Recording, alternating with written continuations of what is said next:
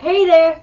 Thank you so much for joining me. I'm Charlotte with Colorful Teaching for You, and today we're going to look at how you can implement work-life balance into your teaching program, as a teacher. But the difference here is how can we integrate work-life balance before we even get into the classroom?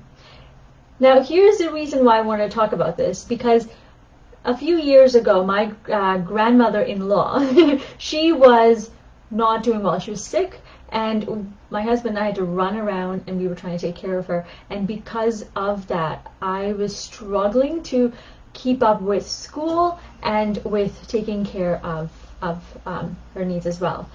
And in order to be able to do that, I had to leave at 3:30 every day, which is about half an hour after school stopped, so that I could beat traffic and get to see his grandmother. Now, the problem with that was I was flying by the seat of my pants there. I was just working all the time, through my lunch hour, through my prep time, early in the morning, late into the night. I had no time, and I was stressing out all of the time. So I needed to come up with a different plan, and now more than ever, because I'm going back to school after maternity leave, I needed a plan to even take care of my son when I come home, because that would be kind of fun. I want to spend time with him.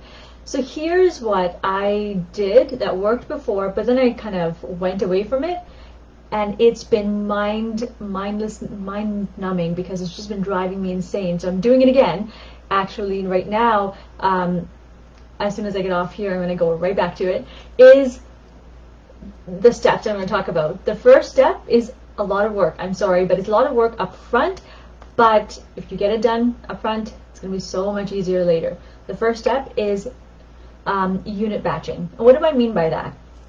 I've heard a lot of people saying, okay, well, we're teachers, and when you become a teacher after you're done your student teaching, you're not even going to come up, you don't need to worry about lesson planning and all that kind of stuff. And I have to say, no, I'm not the biggest fan of that concept, because if you're sick or if you have to rush off, you have a lot of planning to do, and that's not going to help. So what I end up doing to see where my kids are going is I create an entire unit ahead of time. And when I talk about unit batching, I'm talking about all the units for each subject that you're going to be teaching. I want it all mapped out. And I want you to look at all the activities that you need. What equipment do you need for it, or what sheets do you need for it? And if you need to purchase anything, I like to do it well in advance. Or at least I like to tab it, because sometimes things might change for purchasing items. Also, what kind of assessments do you need to put in place? Rubrics, all that kind of stuff. I like to create all of this in advance. Or at least I like to make notes. So you don't have to do this all in detailed form, but you do need to, or I'd like you to, come up with some point forms for all of this. It really helps you look at where you're starting and where you're going to go. If you change along the way, that's fine. But when it comes time for you to prep for the next day or for the next week, all you're doing at that point is copy paste, so that you can, if you need to rush off, you can rush off right away. And so that's what I end up doing. I unit batch, and then I copy and paste, so that I don't have to spend so much time with creating a day plan every single time. I don't have to, if we're being evaluated that year, I don't have to sit there and worry. I've already got that segment done. So that's what I'd like you to think about, unit batch. And if you need some support, I'm going to be talking more about it in the Creative Child community, but send me a message and we'll talk about it some more, yeah? The next step is to take out your planner, and I have a free planner in my free resource guide, and the link is going to be associated with this video. I want you to take that planner and I want you to slot in 3 things. This shouldn't take too much time, okay? The first thing that you're going to do is slot in all the times, at least for one term, that you are going to spend with, number 1, on self-care.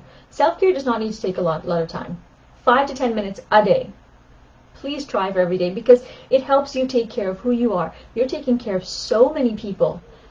And as a teacher, it's important that you take care of your body and your soul, so that, and your mind, so that you can be fully present for your kids and for your family when it's time.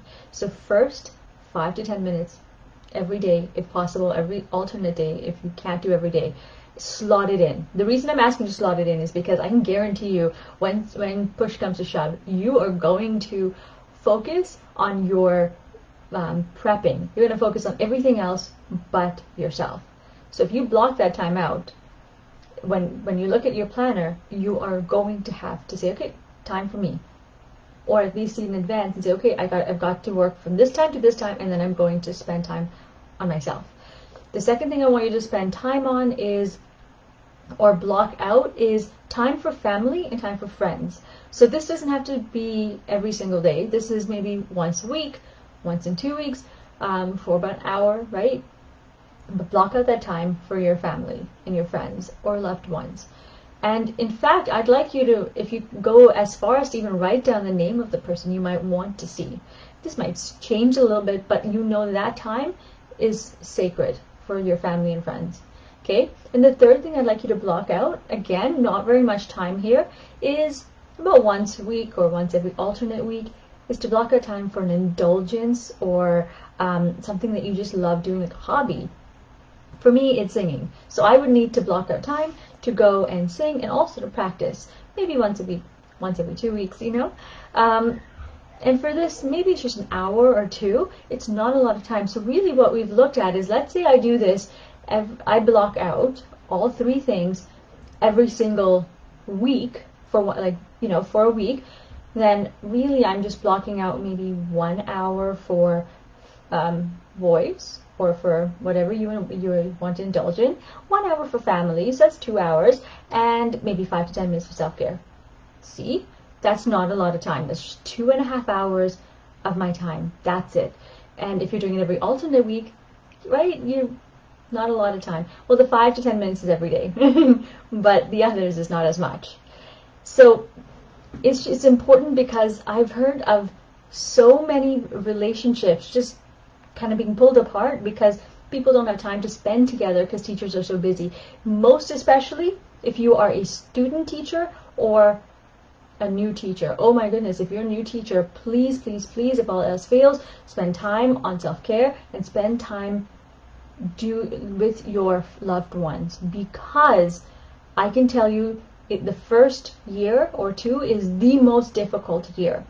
And if you are not taking care of yourself, that's going to be really difficult. So I'd like you to, let's recap really quickly. Number 1, unit batch, just in point form, but for the entire unit.